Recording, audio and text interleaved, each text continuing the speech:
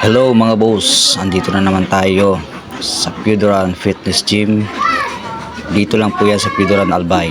So, ayan po mga boss, enroll lang kayo para gumanda ang inyong katawan at the same time ay makaiwas po tayo sa bisyo, malayo tayo sa kapahamakan. Ayan, yung mga walang ginagawa po masyado at may free time kayo, punta lang po kayo dito sa Puduran Fitness Gym.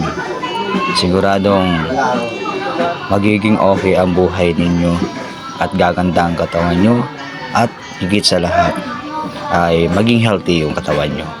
Yun ang pinaka goal natin is maging maganda yung kalusugan, nakaiwas tayo sa mga bisyo, lalo na ngayon mga kabataan ngayon mahilig na magbisyo. Iwasan po natin yan, makakasama sa ating kalusugan po yan.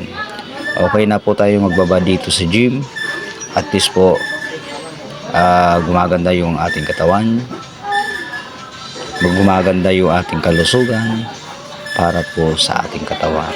So mag-ingat-ingat po tayong lahat. Dapat maging healthy po tayo. Okay mga boss, ayan muna.